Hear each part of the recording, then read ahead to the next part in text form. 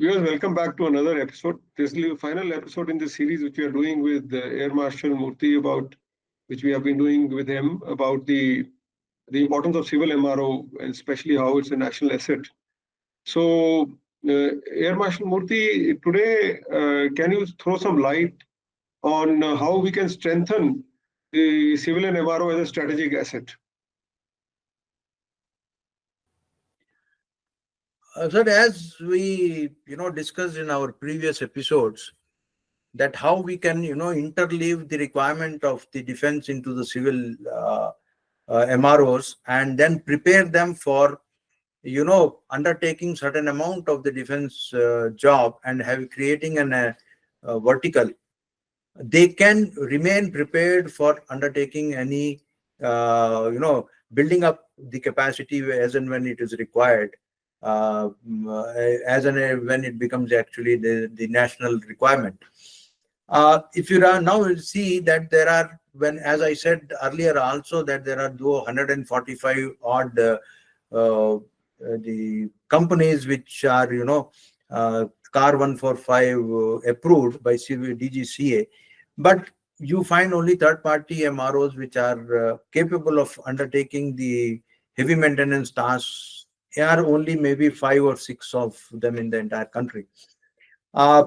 Inclusion of these, like sometimes I find that when we go for offset, when the offset is there, the as a government policy, there is an offset for anything about 2,000 crores. The government should probably insist on what kind of an offset also we should have, though that discussion goes on, but most of it is in the hands of the OEM who provide us the equipment to choose the what offset investment he is going to do and what will be the offset that he's who will be his offset partner. Maybe there should be a bit of a policy shift in this, that the government should insist on setting up the MRO or choosing an MRO as their offset partner for doing the supporting in carrying out the maintenance in the country. So what happens is the investment will come also into the civil MROs. Their growth will take place. At the same time, we are having a parallel or we are having a company or an organization which can support in the maintenance and also carry on with their other business of the civil aviation, and the growth takes place in both the verticals of civil as well as the defense aviation. The training part, IAF is very well capable of giving the training to the civil people, and also the retired people going from civil to the switching over onto the civil side after their retirement can also join them and then continue in supporting the maintenance aspects. The only thing is there should be an annual sustainment plan, like if at least 3 aircraft have to be overhauled by them to make to make it an economically viable for a civil aviation, also to maintain the human infrastructure as well as their human resource and the infrastructure and other associated equipment and other things.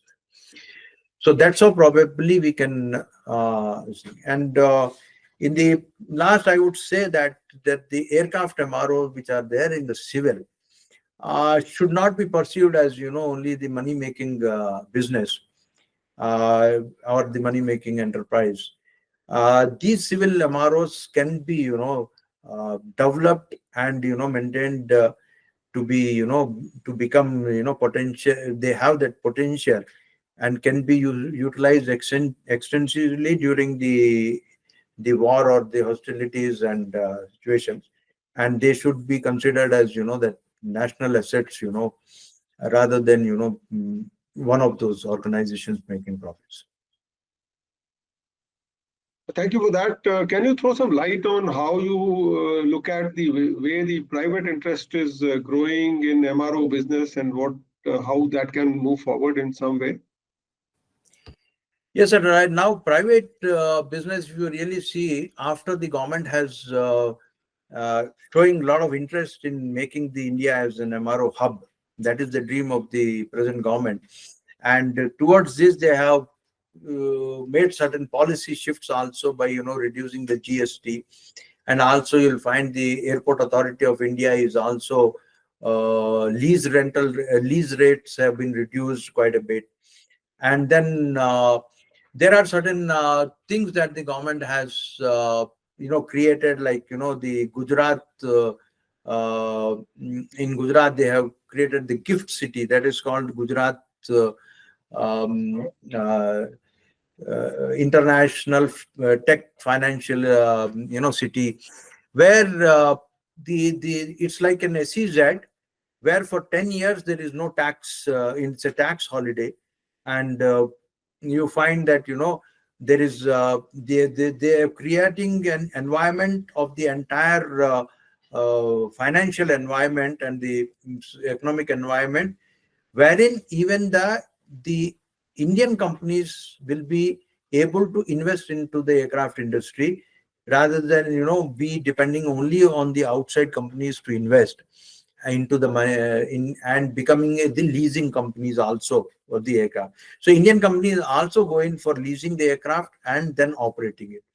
So that is one part of from the government side, that is taking place.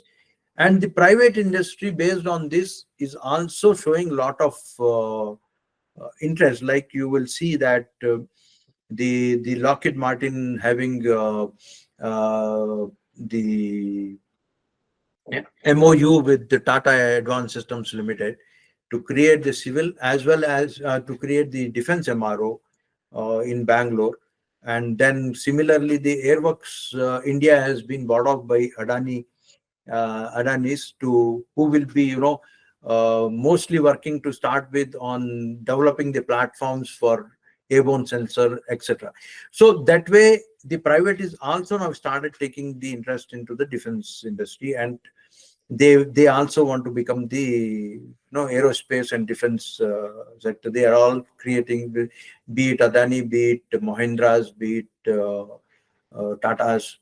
So that way the future seems to be bright on that aspect. So probably with government support and the private industry coming up, the growth by 2031 of what we think about 4 billion, it could be much more higher than that. Thank you very much. In fact, it's been very interesting listening to you over the last three episodes and now this fourth one. And now finally we come to an end to this series. So to that, may I request you to give us a sort of a concluding remarks on what we have talked in this series till now. See, concluding, to conclude, I would say that there is a lot of the ground that is whatever is left need to be covered, like between the synergy between the Ministry of Civil Aviation and the Ministry of Defense, in terms of probably formulating some protocol of civil MROs and the defense MRO, the verticals getting created, and how the overall control of things can take place. The offset clause, which is there in the defense contract, if that can be extended into the civil also, and wherein the civil aircraft supplies, like from Airbus and the Boeing, they should also create their own MRO, and probably also insisted on giving the offset into the defense, developing the defense MRO industry and the defense infrastructure. So that way, probably we should be able to give a boost to the entire MRO industry in India. And hopefully with the saying, I mean, one day probably we realize that they also not only make money, become the assets for the country. Thank you very much, Air Marshal Murthy. It's been absolutely fascinating listening to you over the last 3-4 episodes. And I look forward to having you back on our platform for more such insightful discussions. With that, viewers, we come to an end of this particular episode. Thank you very much for tuning in. Jai Hind.